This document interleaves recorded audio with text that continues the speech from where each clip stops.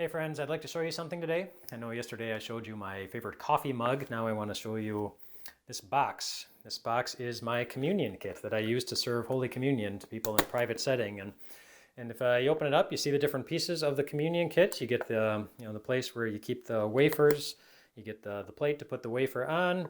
You have the chalice to put the wine in when you're pouring the wine. You have the thing that holds on to the wine, and you even have this spoon, although I'm not quite sure what it's for, but it was made in England. It's the communion kit. It's meaningful to me because I'm the third generation of pastors to use it. This was a gift that was given to my grandfather late in his ministry, given to him by his children. When he could no longer use it, he passed it along to my father, who's also a minister, and he used it in his ministry for a while before giving it to me for me to use in my ministry. And so this beautiful work of art, it's meaningful to me. If you look really closely, you can also see that it needs a little bit of work. I'll show you the spoon. I don't know if you can tell, but it could use some polish. Like I should get out the silver polish and polish it up a little bit. And even the box on the outside, you can see it's been beaten up quite a bit, and I haven't taken the greatest care of it. I still use it, and I'm still able to use it well, but I don't know that I would make a great Levite.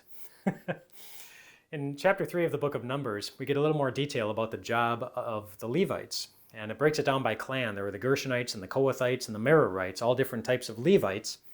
And they were all given responsibilities as to what they were supposed to care for in the tabernacle. Some cared for the tent and the posts, and some cared for the utensils that they would use for worship, and lots of different things to care for. So they all had different unique responsibilities as to what they were to care for, but really their one responsibility was the same. They were supposed to care about the tabernacle. Their job was to care. Who cares for you these days? Do you feel like anybody is? I was talking with a very good friend who just started a new stage of life in a new place, surrounded by new people, and I asked how it's going, and they responded by saying, "Nobody asked me how I was doing today.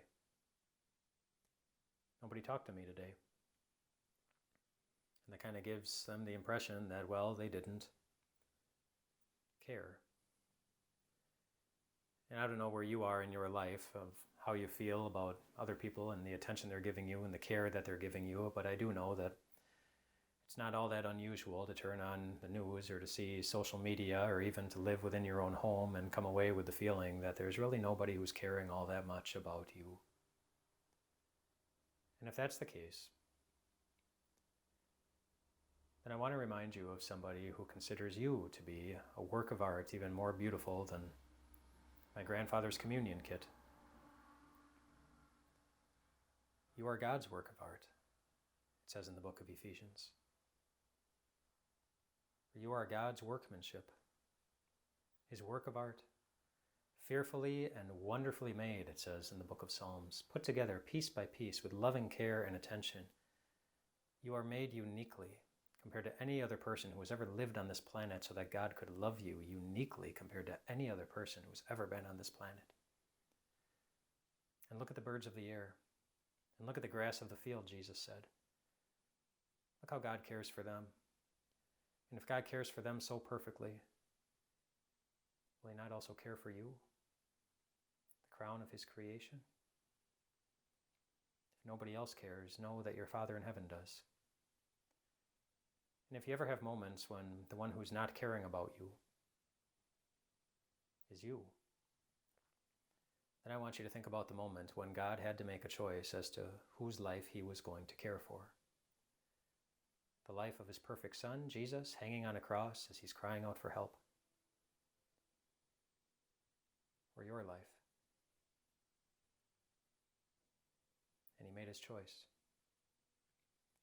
He chose you. He cared for you. He gave you salvation, a place in heaven, and the promise that there will always be at least one person who happens to care for you as one of his own dear children. That's God's promise to you. So rest well tonight, my friends. God always cares.